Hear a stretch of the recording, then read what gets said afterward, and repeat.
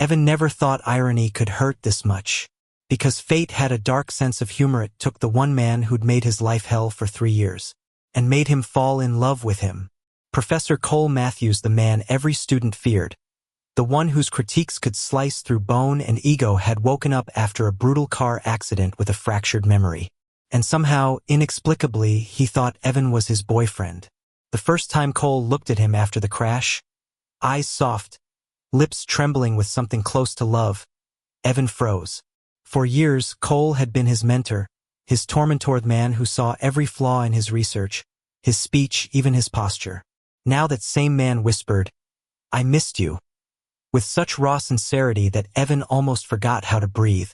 He should have corrected him. Should have told Cole that they'd never even hugged, let alone dated. But standing in that sterile hospital room, watching Cole reach out for him with trembling fingers, Evan found himself saying the one word he'd regret and cherish forever. Yes. It started as a lie born of panic and pity. But lies have roots, and this one dug deep fast. Evan spent the next few days helping Cole recover at his apartment, since Cole refused the hospital's offer of a nurse. He remembered fragments. His lectures, his coffee order, his love for old jazz vinyls, but nothing about the years of walls he'd built around himself. Every morning, Cole called him baby. Every night he waited for Evan to sit beside him on the couch, hand unconsciously searching for his. Evan told himself it was temporary. He'd wait until Cole regained his memory, and then everything would go back to normal, back to professional boundaries, harsh feedback, and polite indifference. But then Cole smiled. Not the polite smirk Evan had endured for years, not the condescending curl of lips during presentations, no. This smile was open, tender, disarming. And for the first time since working under him, Evan saw the man beneath the armor. "Why did I ever let you go before?" Cole asked one night, voice low, rough, vulnerable.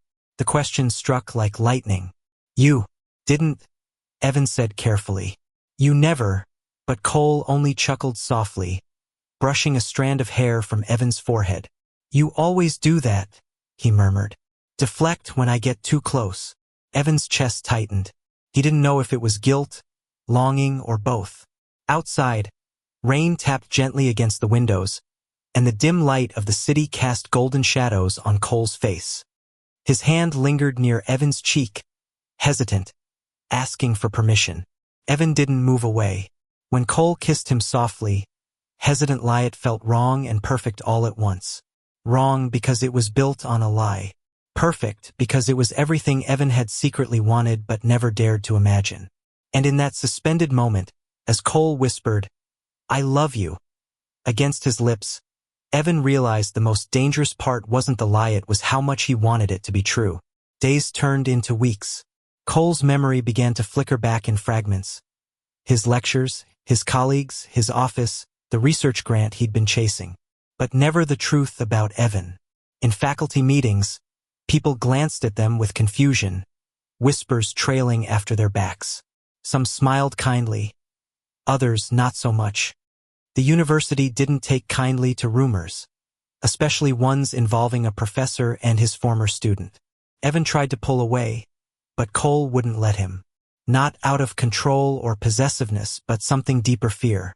"I don't remember everything," Cole admitted one night, sitting on the edge of the bed, eyes fixed on his hands.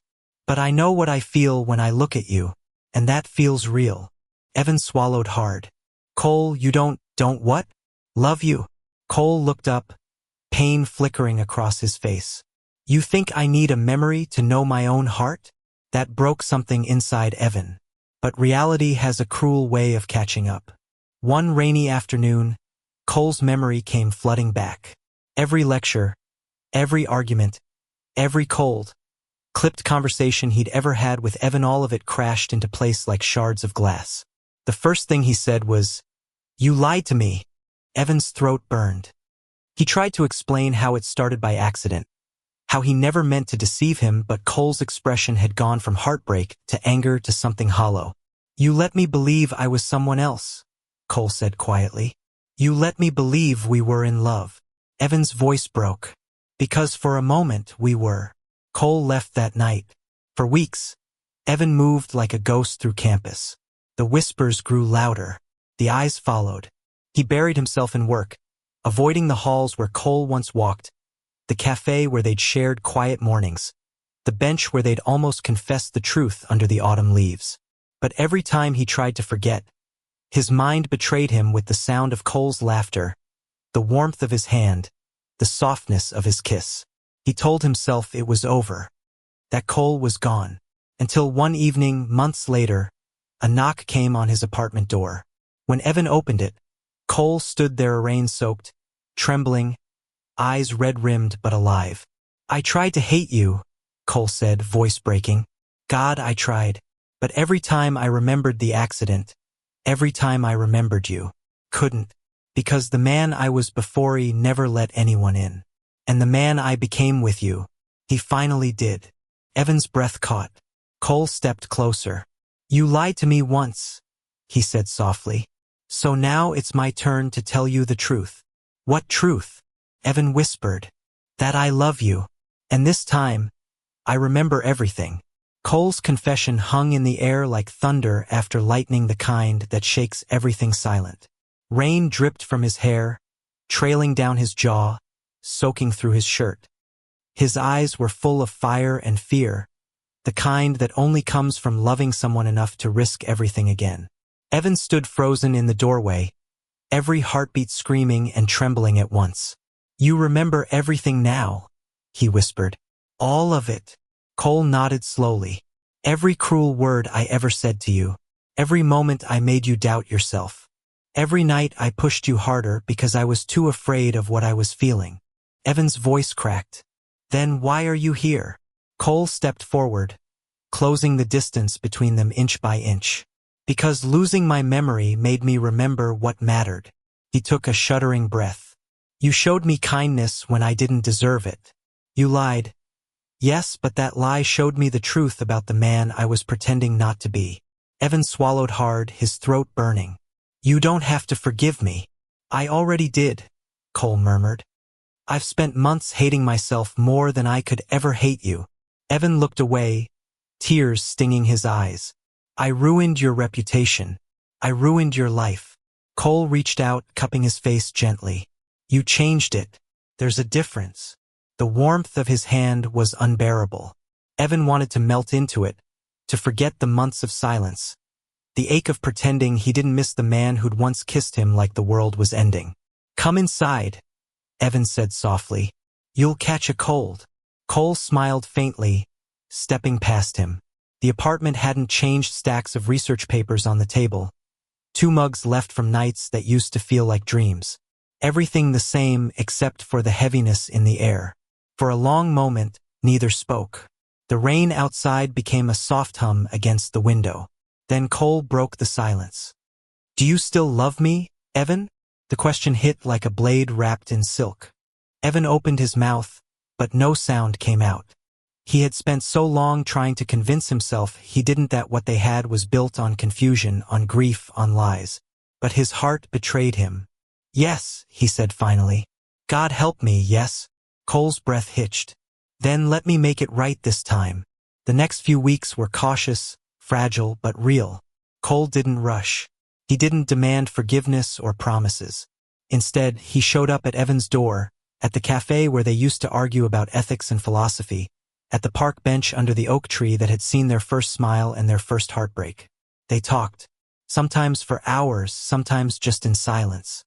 Cole admitted his fears that he'd built his career on control and distance, that loving someone had felt like weakness. "I kept people out because I thought caring made me less," he said one night, sitting beside Evan as the city lights flickered below. "But you taught me that caring is what makes us human." Evan listened, still hesitant to believe this wasn't temporary. "And what if the university finds out about us?" Cole glanced at him, eyes calm but resolute.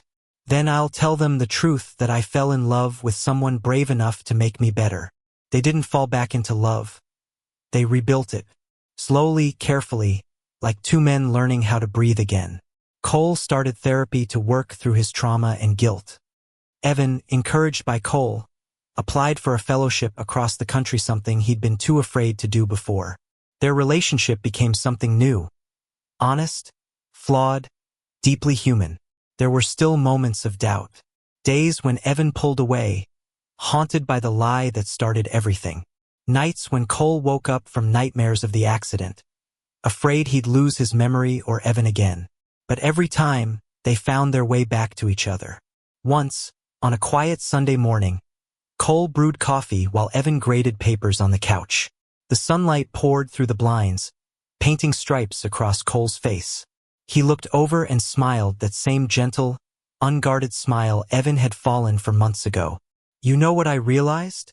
Cole said, setting down 2 mugs. Evan looked up. "What?" "That love isn't about remembering or forgetting. It's about choosing every day, even when it's hard." Evan laughed softly. "You sound like a professor again." Cole grinned. "Bad habit." Evan reached for his hand across the table. "Don't change it." Their story didn't go viral. It didn't make headlines. There was no dramatic redemption in front of crowds. Just 2 men quietly healing. A year later, they stood on the steps of a small community college in Oregon where Evan had been offered a teaching position, and Cole had taken a sabbatical to write. The air was crisp with spring, and pink blossoms floated on the breeze. Cole reached into his coat pocket and handed Evan a small, worn notebook. "What's this?" Evan asked. "My old lecture notes," Cole said. "From the semester we met." Evan smiled faintly, flipping through the pages. Each was filled with precise handwriting, formulas, arguments, ideas, and then, tucked in the back, a folded letter. Evan unfolded it carefully. The ink was smudged, but the words were clear. "I don't know why I keep pushing him away. He's the only student who ever makes me feel seen. The way he looks at me, it scares me, because I think he sees everything I'm hiding." Evan's throat tightened. "You wrote this before the accident?" Cole nodded. "I didn't remember writing it until I found it a few weeks ago. I guess I've been in love with you longer than either of us realized." Evan's eyes shimmered. "You kept it all this time?" Cole smiled softly. "I kept you, didn't I?" And there, beneath the soft pink rain of petals, Evan kissed him, not out of guilt or pity or confusion, but out of love. Real, unshakable love. The world didn't care about their story, about the odds they'd beaten or the mistakes they'd made.